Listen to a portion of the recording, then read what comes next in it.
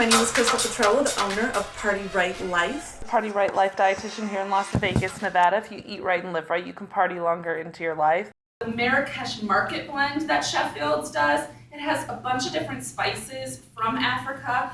As I said, some of the spice blends have 15 different spices. The Marrakesh Blend are a lot of the spices you're going to find in Morocco, in North Africa.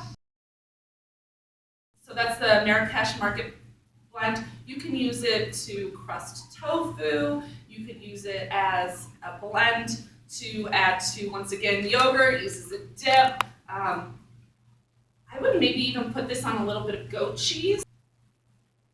It's got a real earthy smell to it. It's not too hot. I would use it as a lot of the different spices that we have and will talk about. Put it on my meat, sprinkling it to add some flavor. But because of the more earthy smell to it, I'd probably put it on maybe a soft cheese, make it a little bit different when I have people over, maybe on my camembert. The harissa is also a dish, not just a spice, but it's a dish that's made when there's a big celebration. So I'm here with all this, the African art, music, instruments, because it makes me think of celebration. And as we know, music is a part of every celebration. And so the dish itself, the harissa dish itself, is basically a porridge with shredded chicken in it, and then they add the harissa spice. And this has that bird's eye chili in it to add that nice heat. Now, if we were to use it, maybe in a fusion dish, got some kick to it. I would actually maybe do a different type of chili. Maybe a chili that we're going to add on top of a rice or something like that to help with the heat. If some people in your family don't like that much heat, I would do maybe a nice meat chili, add some beans, add this spice, and then put it on top of rice or noodles, almost like a goulash.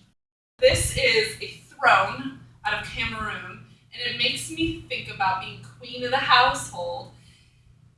And the queen of the household, the women in the home, each have, in each household, their own recipe for what is called za'atar.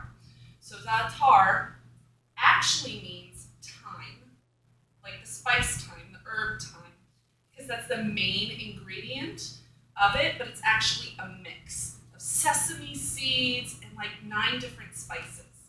So this is why I like to buy the mix. So this za'atar has thyme, sumac. So sumac is going to be a little bit more red, add that little bit of a red color to it.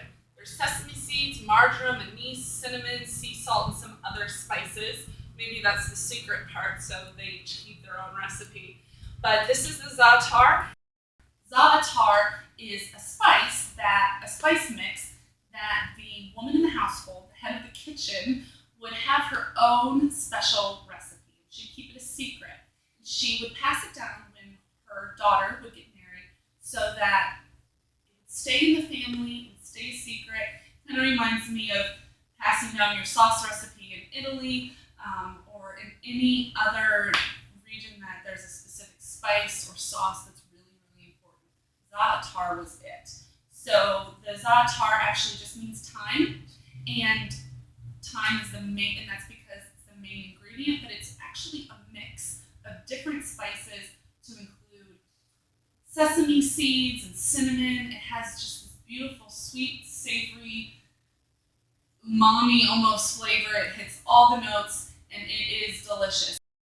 And it's something that you can add oil to it and make a nice either spread for a sandwich or a nice dip when you're just relaxing, kind of as an appetizer when you have people over. Another thing you could do is maybe add it to cheese, add it to a nice cheese pizza, kind of mix up the flavor. But it's a recipe that each woman in the head of the household, head of the kitchen, would have her own secret recipe. So when their daughter got married, she'd pass the recipe down so that the recipe would stay in the family. Kind of like how the Italians pass on recipes for their sauce. And I feel like in America we passed on recipes for cookies and desserts more than anything. Or those wonderful casseroles that we had back in the 50s. But this is one of those wonderful blends that's incredibly important to the culture and to the food culture. And try this one.